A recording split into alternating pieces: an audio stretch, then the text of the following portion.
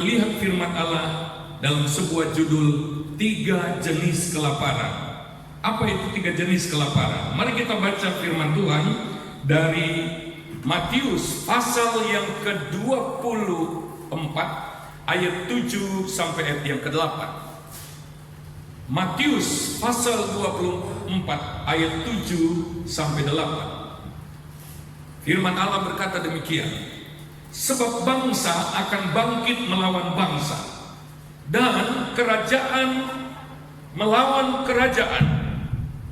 Akan ada kelaparan dan gempa bumi di berbagai tempat. Akan tetapi semuanya itu barulah permulaan penderitaan menjelang zaman baru. Saudara sekalian, ada beberapa peristiwa besar yang akan terjadi di dunia akhir zaman sebelum zaman baru yang Tuhan rancang akan berlangsung, saudara. Di antaranya firman Allah berkata akan ada kelaparan. Saudara-saudara sekalian, saya mencoba meneliti dalam Alkitab tentang kelaparan, saudara. Ada beberapa jenis kelaparan. Yang pertama yang sudah ditulis dalam ayat ini adalah kelaparan secara fisik.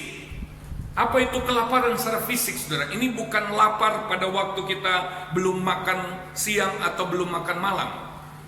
Kata kelaparan itu berarti kurangnya makanan. Akan terjadi krisis pangan di mana manusia akan sulit untuk mendapatkan makanan.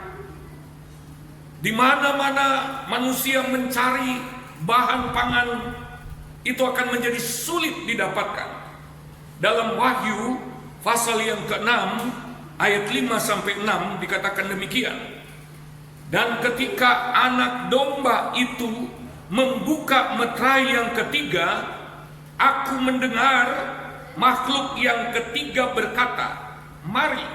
Dan aku melihat sesungguhnya ada seekor kuda hitam, dan orang yang menungganginya memegang sebuah timbangan di tangannya. Apa arti timbangan ini nanti kita lihat dalam ayat lain. Dan aku mendengar, ini dampaknya, saudara, seperti ada suara di tengah-tengah keempat makhluk itu berkata, "Secupak gandum sedinar, dan 3 cupak jelai sedinar. Tetapi janganlah rusakkan minyak dan anggur itu." Saudara-saudara, kalau kita kaitkan dengan Yehezkiel pasal yang ke-4 ayat 16 sampai ayat yang ke-17 berkata demikian. Yehezkiel pasal 4 ayat 16 sampai 17 ini tentang timbangan itu.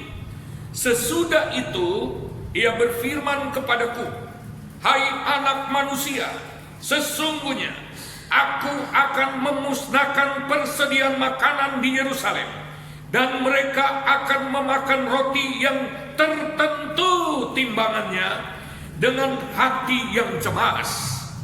Juga mereka akan meminum air dalam ukuran terbatas dengan hati yang gundah gulana, dengan maksud supaya mereka kekurangan makanan dan minuman, dan mereka semuanya menjadi gundah gulana, sehingga mereka hancur di dalam hukuman."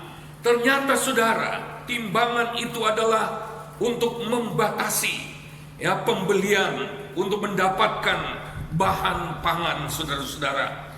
Makanya di dalam Wahyu tadi dikatakan saking mahalnya, saking sukarnya mendapat makanan, sehingga di dalam ayat yang ke-7 berkata, "Secupak gandum sedinar, dan 3 cupak jelai sedinar." Saudara sekalian, 1 dinar pada zaman firman Allah ini diberikan, itu adalah hasil seorang pekerja dalam 1 hari, saudara.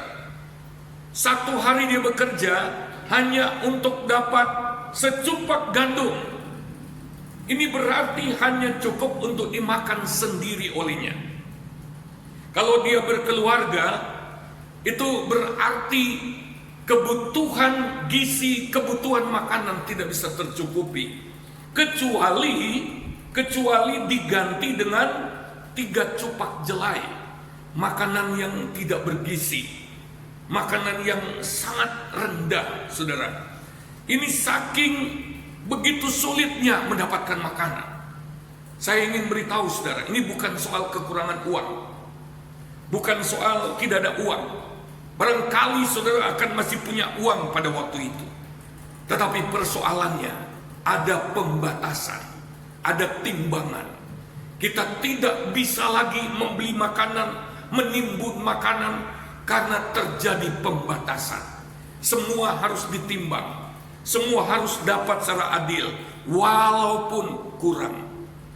Saudara-saudara sekalian, ini akan terjadi di akhir zaman.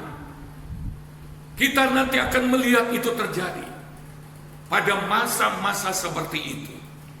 Bagaimana kita anak Tuhan? Apakah ada jaminan pemeliharaan Allah?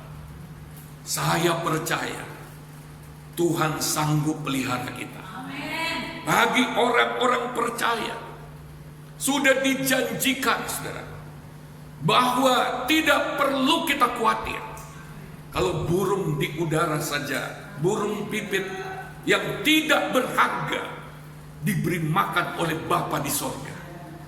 Anak-anak Tuhan yang sudah ditebus oleh darah Yesus, yang sudah dibayar lunas begitu berharga. Kalau kita setia kepada Tuhan, kita tetap akan dipelihara oleh Tuhan. Di zaman janda di Sarfat, saudara, bahkan pada hari-hari terakhir, di mana dia berkata, sesudah makanan yang terakhir ini kami berdua akan mati dengan anaknya. Tetapi Tuhan punya cara untuk menyelamatkan janda di Sarfat dan anaknya itu. Bahkan hamba Tuhan yang datang kepadanya yang sepertinya memaksa meminta makanan terakhir dari janda di Sarfat ini, bersama dengan hamba Tuhan itu, mereka terpelihara sampai masa sulit itu lewat. Saudara-saudara sekalian, Tuhan begitu mengasihi saudara dan saya. Tuhan begitu peduli dengan kita. Dia selalu mengamat-amati jalan hidup kita. Dengarkan baik-baik saudara. Oleh sebab itu, mari kita setia kepada Tuhan. Mari kita cinta Tuhan. Karena segala yang ada dalam dunia ini tidak pasti, tidak menentu.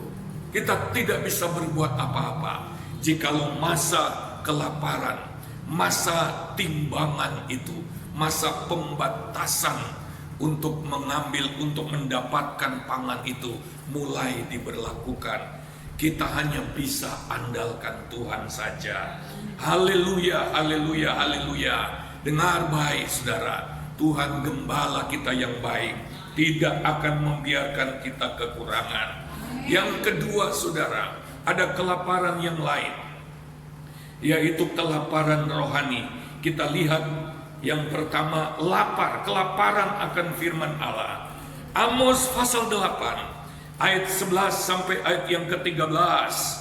Amos pasal 8 ayat 11 sampai 13. Sesungguhnya waktu akan datang, demikianlah firman Tuhan Allah, aku akan mengirimkan kelaparan ke negeri ini, bukan kelaparan akan makanan dan bukan kehausan akan air, melainkan akan mendengarkan firman Tuhan.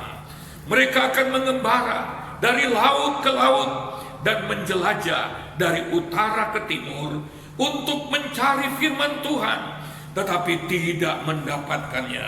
Pada hari itu akan reba lesu anak-anak darah yang cantik dan anak-anak teruna karena haus. Saudara, kalau kita meneliti kitab Amos ini, ayat ini ditujukan kepada orang-orang percaya umat Tuhan dalam pasal-pasal sebelumnya yang tidak mempedulikan firman Allah. Mereka yang tidak mempedulikan berita-berita dari Tuhan. Tuhan mengutus nabi-nabi bergantian mendatangi mereka. Bahkan ada yang dengan sengaja menolak, yang tidak mau firman. Umat-umat Tuhan seringkali tidak mau mendengarkan firman yang keras. Ada anak-anak Tuhan yang tidak suka ketika mereka diperingatkan, seolah-olah itu hanya mengada-ada saja. Silakan teliti pasal-pasal sebelumnya dari kitab Amos ini. Dan ini membuat Tuhan murka. Dan ini membuat Tuhan berkata, nanti satu waktu ada situasi yang akan membuat mereka merindukan firman Allah, yang akan membuat mereka mencari-cari pertolongan dari firman Allah. Tetapi walaupun mereka mengembara utara ke selatan, mereka mencari begitu rupa, firman Allah mereka tidak dapatkan lagi. Ini menjadi warning bagi kita, menjadi peringatan bagi kita. Jangan melecehkan firman Allah. Jangan menyepelekan firman Allah. Kalau hari-hari ini mungkin sudah merasakan firman Allah itu berlimpah-limpah, tetapi celakalah umat Tuhan yang menyepelekan firman Allah. Karena Alkitab berkata, satu saat akan ada kondisi di mana ketika dia coba cari firman Allah, dia tidak akan mendapatkan. Saya tidak tahu kondisi seperti apa itu. Tetapi biasanya ketika seorang percaya anak Tuhan kepingin cari firman, pasti pada saat itu dia sedang punya masalah. Pasti pada saat itu dia sedang mengalami kekosongan dalam jiwanya.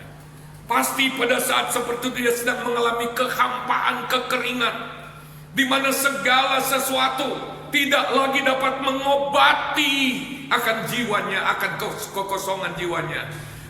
Pasti pada saat itu dia tidak lagi menemukan cara untuk menghilangkan tekanan dalam jiwanya. Dan pada saat itu anak-anak Tuhan yang modelnya seperti itu akan cari firman, tetapi tidak mendapatkan firman. Mengalami kelaparan, saudara, mengembara untuk mencari firman. Hati-hati saudara-saudara sekalian, dengarkan baik-baik. Selama masih ada kesempatan untuk menabung firman, pakailah, gunakanlah kesempatan itu. Haleluya. Karena tidak selama-lamanya akan ada kesempatan itu. Tidak selama-lamanya kita punya kesempatan itu. Saudara, saya sempat berbincang-bincang dengan tim yang melayani malam hari ini. Dengarkan saudara, kita harus punya bobot rohani yang cukup untuk menghadapi penampian atau badai.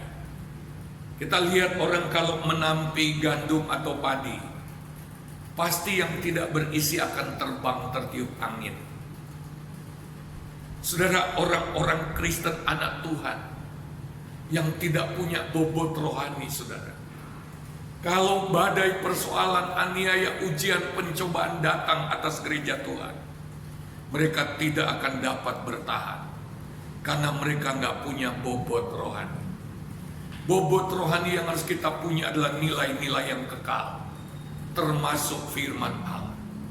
Jangan sampai kita didapati seperti Raja Nebukadnezar ketika ditimbang oleh Tuhan, bobotnya terlalu ringan dan akhirnya dia kehilangan kerajaannya, saudara. Saudara, apalah artinya kita memiliki isi dunia ini kalau pada akhirnya kita akan merasakan kekosongan yang luar biasa, rasa hampa yang mengerikan di dalam hati kita, rasa kering yang tidak terobati. Sekali lagi saudara, selama Tuhan masih mencurahkan pewahyuan-pewahyuan kebenaran firman-Nya, jangan memandang enteng. Jangan tertipu oleh keindahan dunia ini. Semua yang ada dalam dunia ini tidak kekal. Haleluya. Lalu kemudian kita lihat kelaparan rohani yang kedua. Dalam kitab Yesaya pasal 55 ayat yang ke-6, yaitu lapar untuk berjumpa dengan Allah. Lapar akan perjumpaan dengan Allah.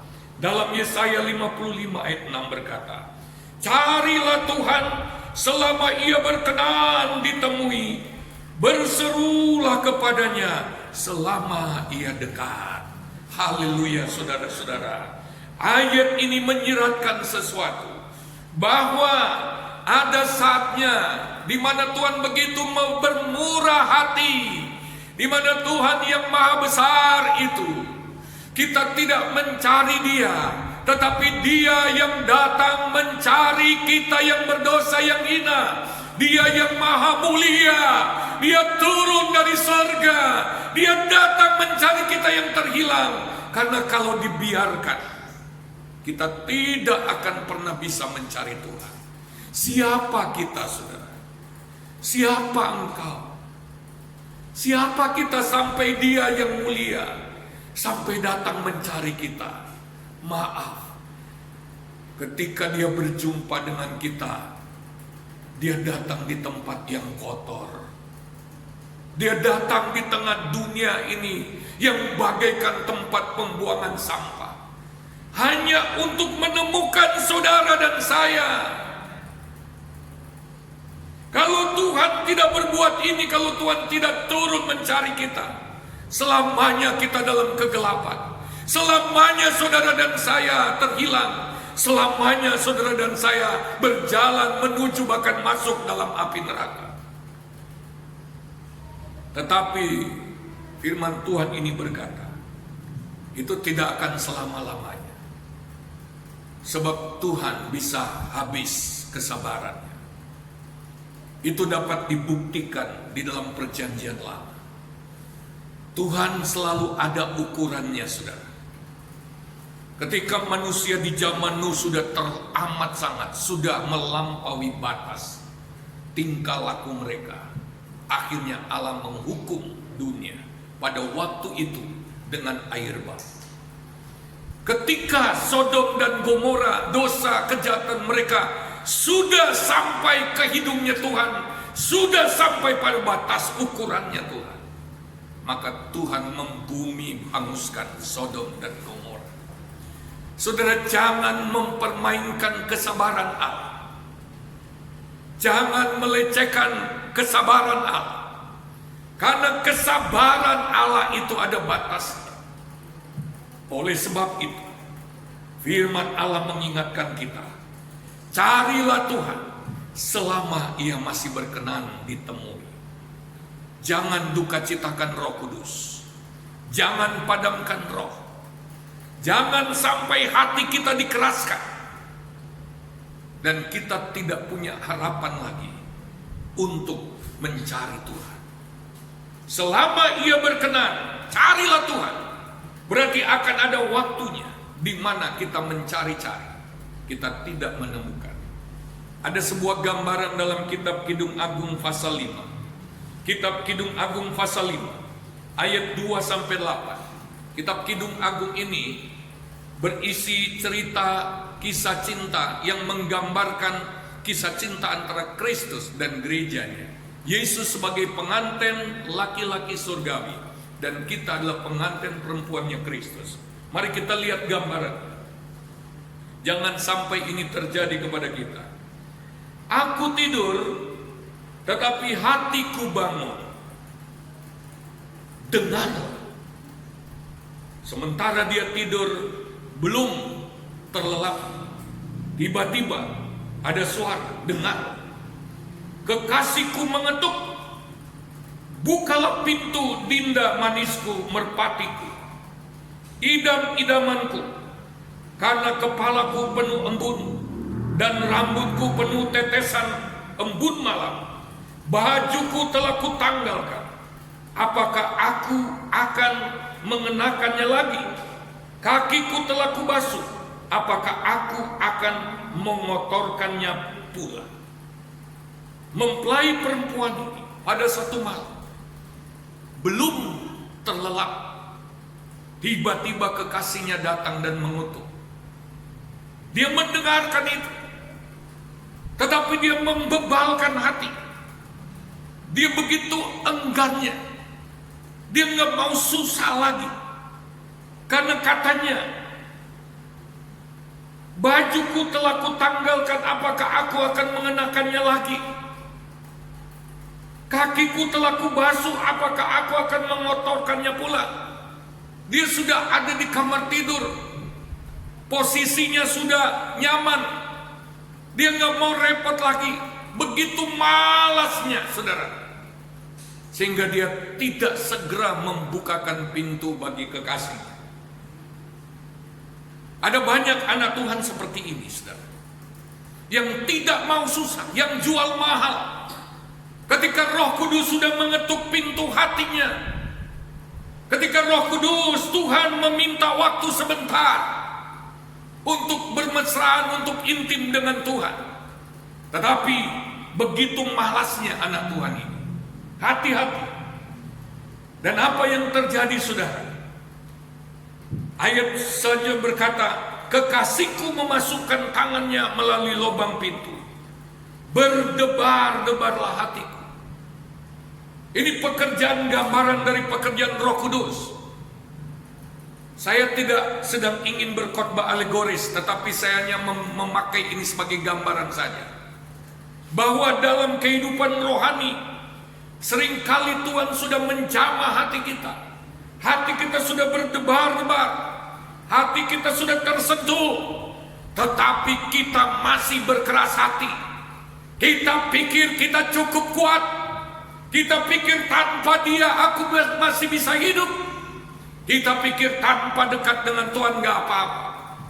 Saudara sekalian, akhirnya saudara, walaupun mungkin agak sedikit terpaksa, ayat selanjutnya berkata, aku bangun untuk membuka pintu bagi kekasihku, tanganku bertetesan mur.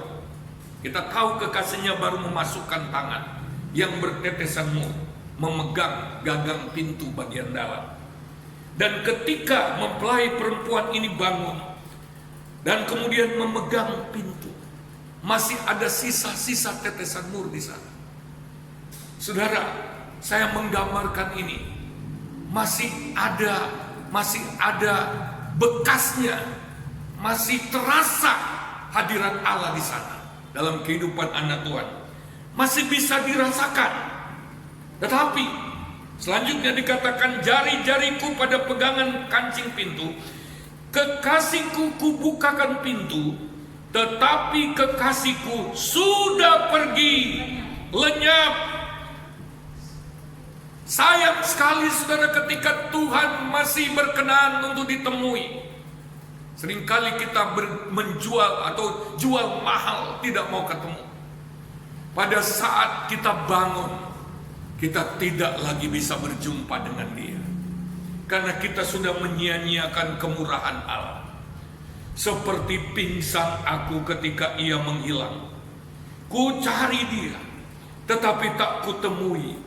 Ku panggil, tetapi tak disahutnya. Bukankah kita juga sering mengalami hal seperti ini? Kita pikir kita bisa main-main dengan Tuhan. Kita pikir kita bisa jual mahal dengan Tuhan, ketika kita sebetulnya masih punya waktu untuk datang di hadirat Tuhan. Kita jual mahal. Lalu pada saatnya kita tergerak bangun untuk mencari dia, kita sulit mengalami hadiratnya. Karena apa? Kita sudah mengecewakan Tuhan, kita sudah menduka citakan hati Tuhan. Jangan menyia-nyiakan karya Roh Kudus di dalam hati kita. Aku ditemui peronda-peronda kota, dipukulinya aku, dilukainya, selendangku dirampas oleh penjaga-penjaga tembok. Kusumpai kamu, dan seterusnya, putri-putri Yerusalem. Saya melihat gambaran dalam ayat ini, di mana mempelai perempuan ditemui peronda-peronda kota, dipukulinya. Saya menggambarkan ini masa aniaya, kalau bukan masa antikris, saudara. Ketika masa penyingkiran sudah terjadi, kita tertinggal, dan akhirnya kita harus berurusan dengan peronda-peronda itu. Kita mengalami masa aniaya antikris. Dalam nubuatan Alkitab akan ada masa di mana kerajaan antikris akan memerintah di seluruh dunia. Pada saat itu, anak-anak Tuhan yang tidak bergerak bersama Tuhan pasti mengalami aniaya.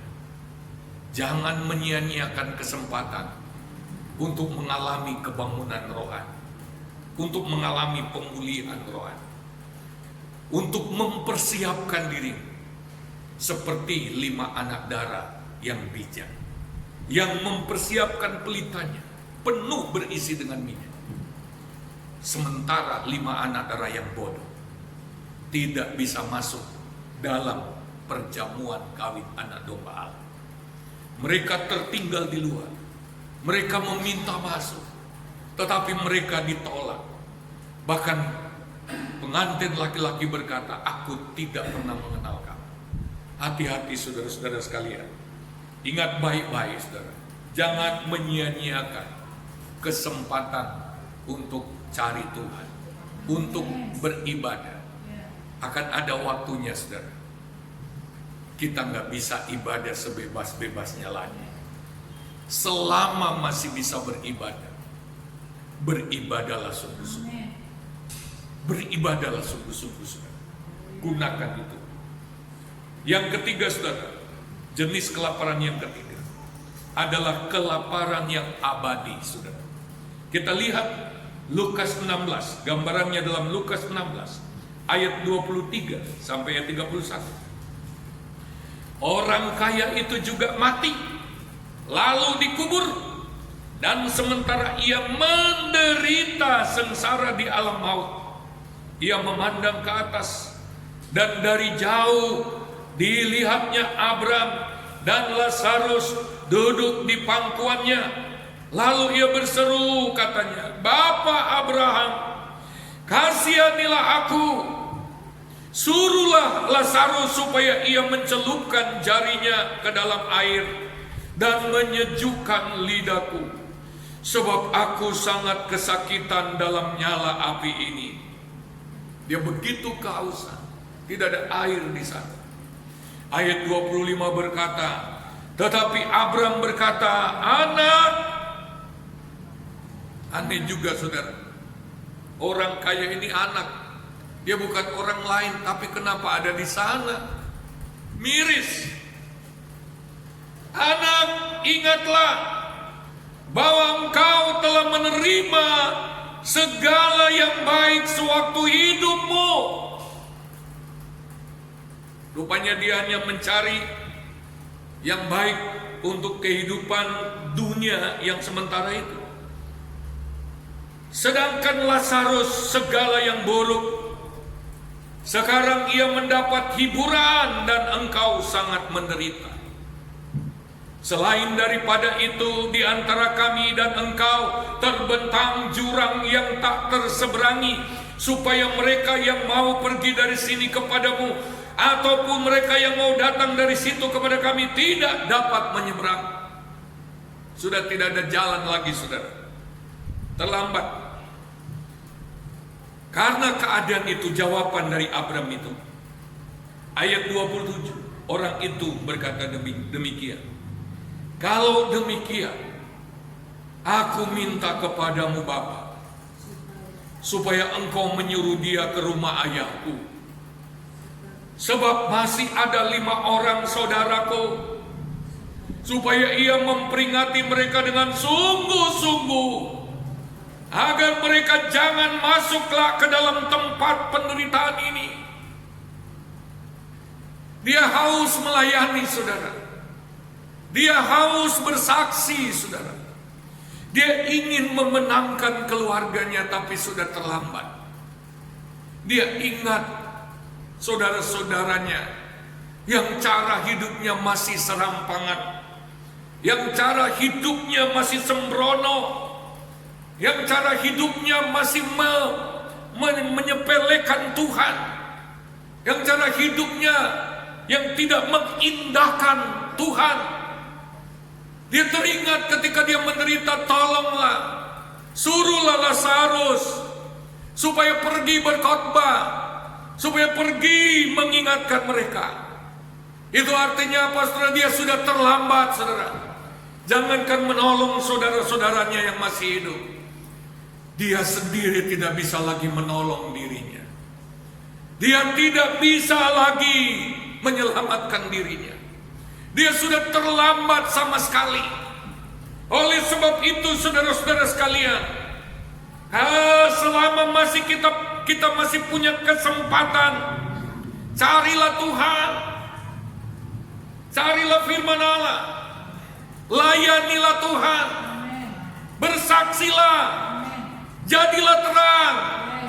Banyak saudaramu yang belum diselamatkan, banyak saudaramu yang belum terima anugerah di dalam Yesus Kristus.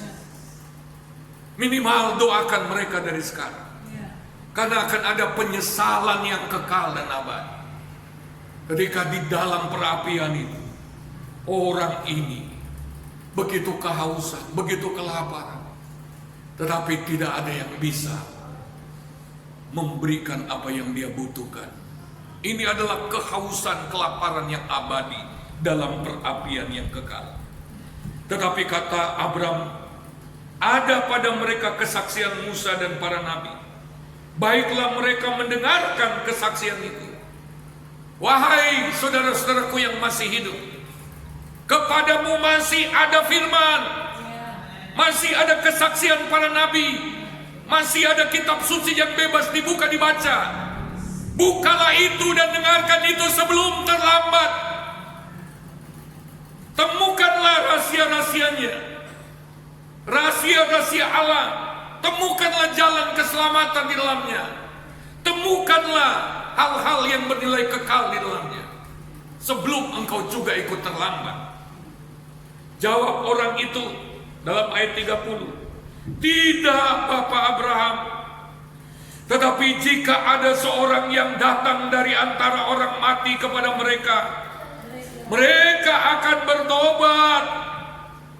Kata Abraham kepadanya, jika mereka tidak mendengarkan kesaksian Musa dan para nabi, mereka tidak juga akan mau diyakinkan, sekalipun oleh orang yang bangkit dari antara orang mati. Saudara sekalian, kesempatan untuk bisa mendengar firman adalah ketika kita masih hidup, dan ketika kita masih diperkenan oleh Tuhan untuk mencari Dia. Jangan sia-siakan semuanya itu.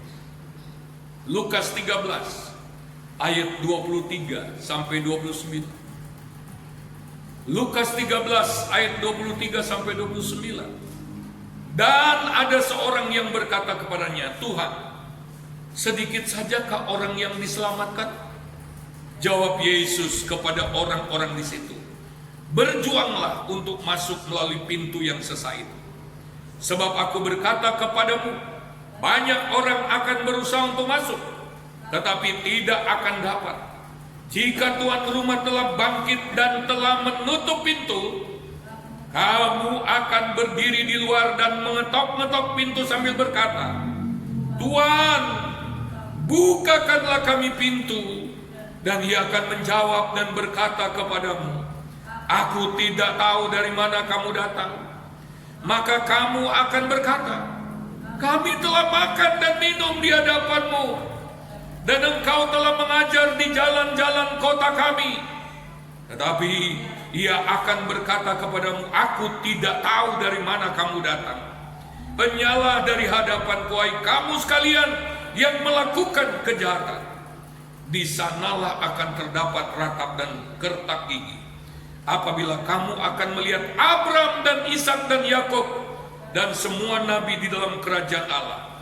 Tetapi kamu sendiri dicampakkan keluar, dan orang akan datang dari timur dan barat dan dari utara dan selatan, dan mereka akan duduk makan di dalam kerajaan Allah. Ini berkebalikan, saudara. Ayat terakhir berkata, dan orang akan datang dari timur barat. Terbentuk sebuah garis melintang, saudara. Lalu kemudian dari utara dan selatan terbentuk garis vertikal. Jikalau digambarkan, terbentuklah salib di sana, saudara. Orang-orang yang mau hidup dalam nilai-nilai dan prinsip salib, kelak di akhirat berbeda dengan orang kaya tadi. Mereka akan dijamu di dalam kerajaan Allah. Mereka akan kenyang di sana. Sementara mereka yang dibuang itu, yang dicampakkan keluar, akan mengalami kehausan dan kelaparan yang abadi. Mereka akan rindu Allah. Mereka akan rindu hadirat Allah. Mereka akan rindu pangkuan Abraham. Tapi mereka sudah terlalu amat sangat terlambat. Itu sudah jauh daripada mereka. Oleh sebab itu, ada sebuah kalimat yang saya mau sampaikan kepada saudara. Lebih baik memuaskan lapar dan haus rohanimu saat ini, ketimbang engkau mengalami kelaparan dan kehausan yang abadi yang sudah terlambat. Saya mau tutup dengan kitab Amsal. Mari kita buka kitab Amsal Sulaiman.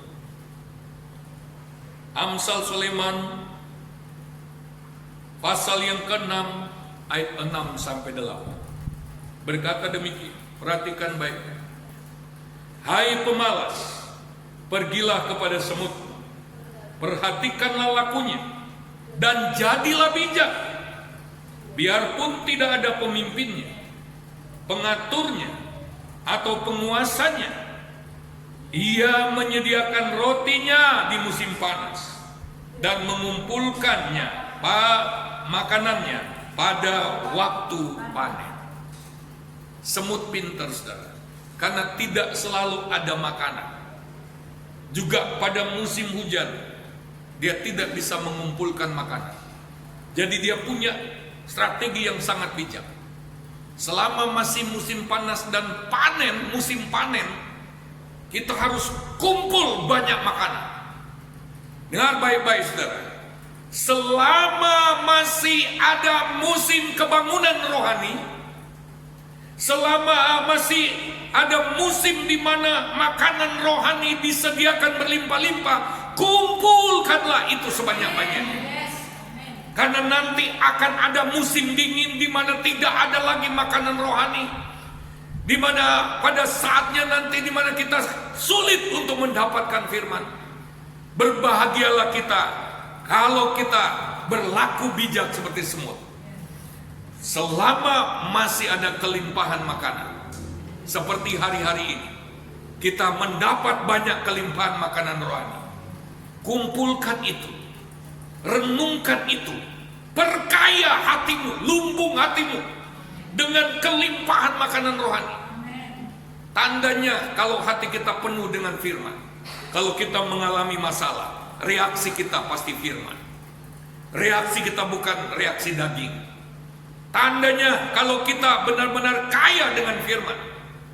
Setelah lihat orang kalau mabuk, saudara, orang kalau mabuk anggur, maka anggur itu, alkohol itu akan mengendalikan hidupnya.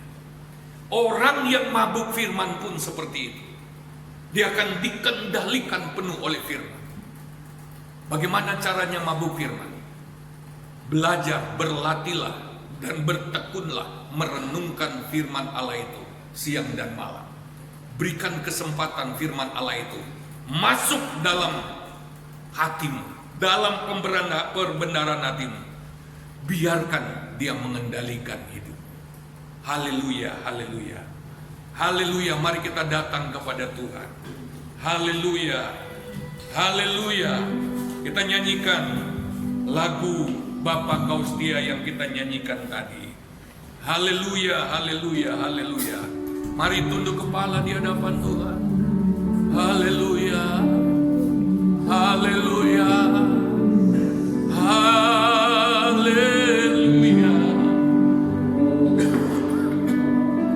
haleluya.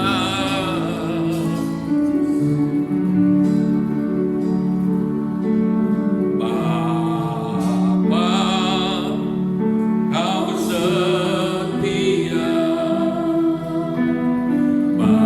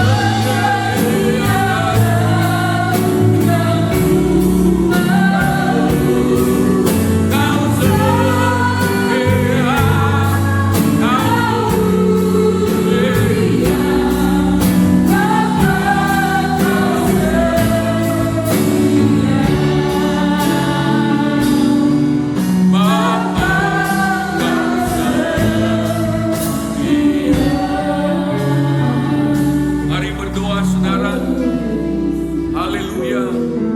Haleluya. Tuhan ada bersama-sama dengan kita. Dan apapun yang kita perlukan malam ini, Dia ada di dekatmu untuk menjamahmu. Izinkan Dia menjamahmu. Tuhan mengasihimu. Tuhan mempedulikan hidupmu. Haleluya.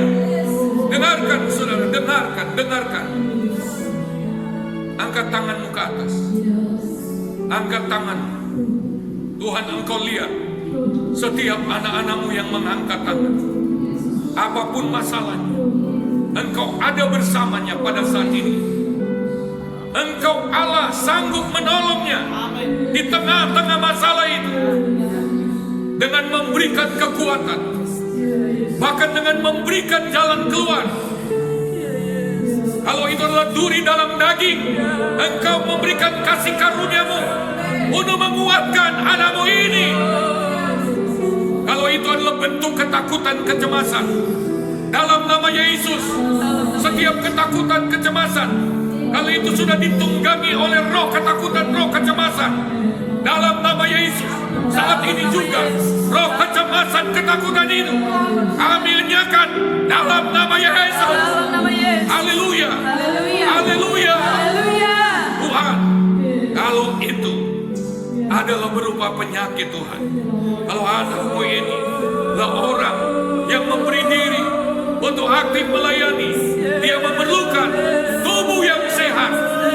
Oleh bilur-bilurmu, penyakitnya saat ini juga sudah sembuh dalam nama Tuhan Yesus Kristus. Sembuh, sembuh, sembuh, sembuh, sembuh. Tuhan menolong anak-anak yang terikat. Tuhan jamah dan lepaskan. Tuhan, Engkau ada di dalam kehidupan kami anak-anak-Mu Tuhan. Di dalam nama Yesus, lepaskan ikatan belenggu yang mengikat anak-anak-Mu ini. Tuhan, biarlah firman-Mu pada malam hari ini memberikan penghiburan, memberikan kekuatan, memberikan jawaban, memberikan kedamaian yang berlimpah dalam tiap hati kami. Terima kasih Tuhan. Terima kasih Tuhan. Mari kita angkat tangan ke atas. Tuhan, sebentar kami akan akhiri acara ibadah ini. Tuhan memberkati setiap persembahan korban anak-anak Tuhan. Tuhan, peliharakan kami semua di dalam kasih-Mu Tuhan. Setiap keluarga kami, setiap rumah tangga kami, bahkan setiap usaha kami di masa-masa yang sulit ini, Tuhan tetap memberikan kemudahan. Tuhan tetap memberkati, sehingga tetap ada pemeliharaan Tuhan yang kami rasakan. Saudara sekalian, terimalah anugerah dan sejahtera dari Allah Bapa di surga, kasih dan kemurahan dari Yesus Kristus, Anak yang tunggal, persekutuan dan penyertaan Allah Roh Kudus menyertai kita dari sekarang ini sampai Maranatha, sampai Tuhan Yesus datang kembali. Dalam nama Tuhan Yesus. Haleluya. Haleluya. Haleluya. Amin. Tuhan berkati kita.